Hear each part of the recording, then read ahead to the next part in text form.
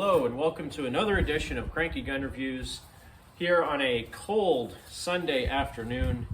It's about, 26 or 28 degrees and the temperature's dropping. It's a little bit breezy. The funny thing is, every time I come out here, I look at the weather before I leave my house and I look to see if there's any wind. And today there was no wind when I left my house, so I was ready to go. I thought I was all set. And I only live about 6 or 7 miles from the range. By the time I got here, it's windy. Seems to happen just about every time I come out. So, what do I have today? I have my Ruger American rifle in .308 Winchester, also shoots 7.62 by 51. And since the last time I came out here with this gun, really the only thing I've done is added some weight to the buttstock. So the last time I took it out, it was only the second time I shot it. You remember the first video, the bolt that I had on this, the extractor got all messed up and it wouldn't extract rounds out of the chamber. So I sent it back to Ruger. They put a brand new bolt in it. I took it out to the range a second time and it functioned perfectly fine. So this time around, what I did differently from last time, like I said, I took the pad off the buttstock. I added about 2 or 2.5 pounds of number 6 lead shot in a Ziploc bag, all wrapped up in bubble wrap, shoved in the end of the gun just to give it a little bit more weight, because this chassis is so lightweight. The whole gun weighs like 6.5 or 7 pounds without a scope on it. It was so lightweight that this .308 round, which is a full power, effectively military caliber, would punch my shoulder pretty hard. So really all I'm doing today is putting some more of this Wolf Military Classic .308 through it.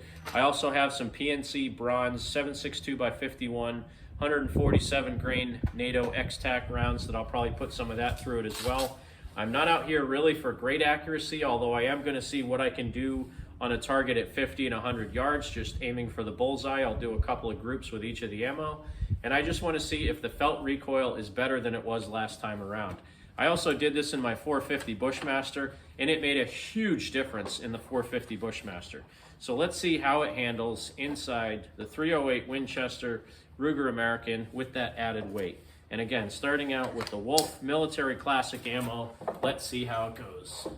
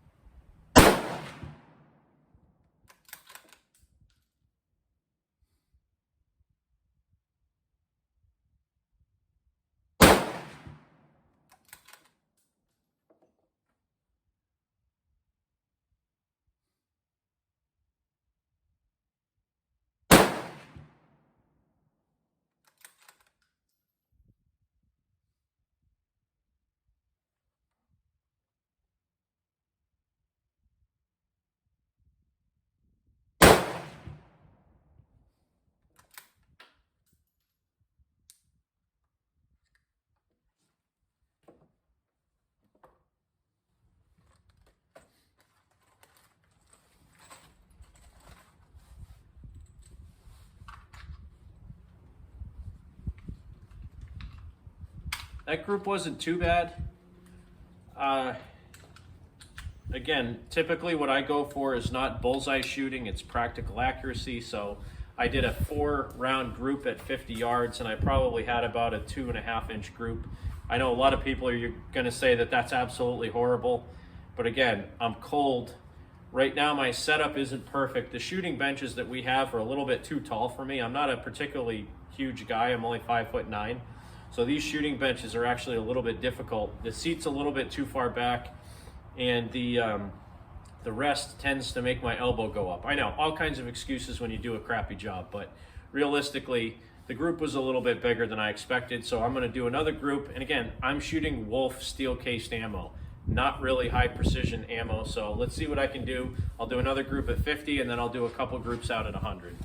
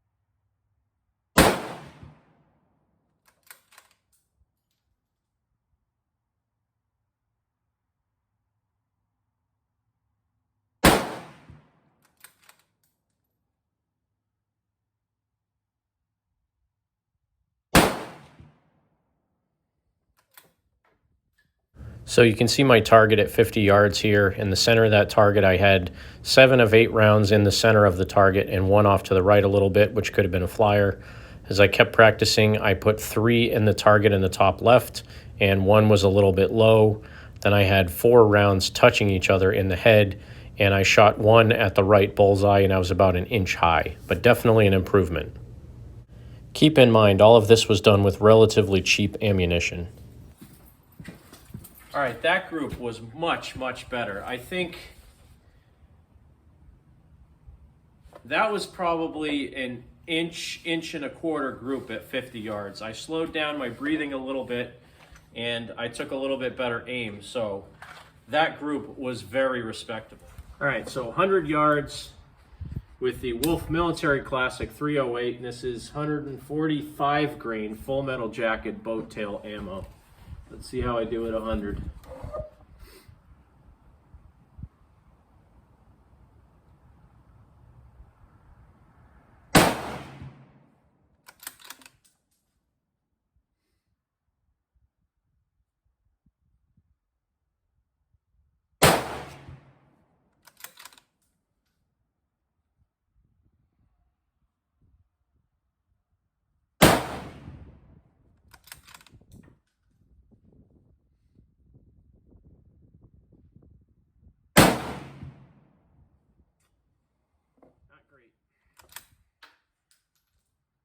Not great at all.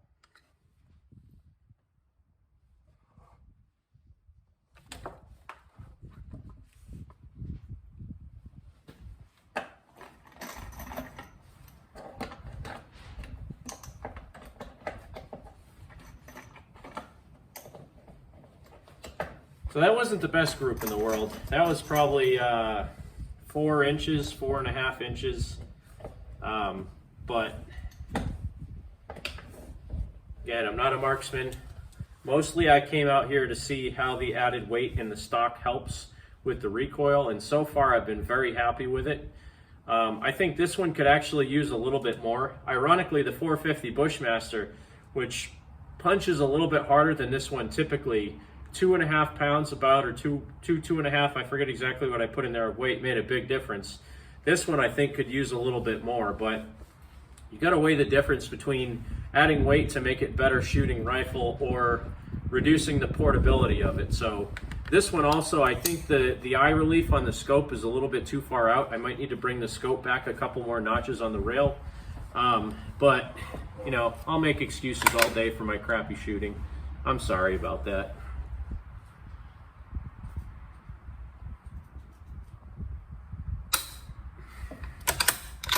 For some reason, when I first put a magazine in and I close the bolt, it doesn't always pick up the first round. I have to rack the bolt again. I'm not exactly sure why, but it's done that like 4 times now.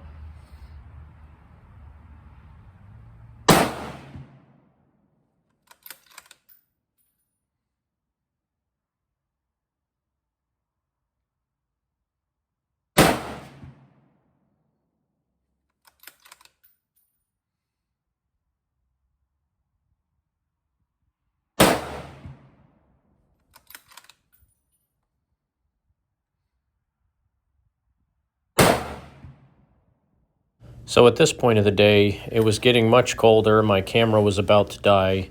So I basically finished up what I was doing and walked out to the 100-yard target, and this is what I had. Again, it's not a fantastic group, but I was calculating for elevation drop because I believe I had zeroed that scope at 50 yards. So I was compensating by using one of the mil dots in the scope. But again, at 100 yards, a group that's about 6 inches wide really isn't that bad when you're talking about practical accuracy.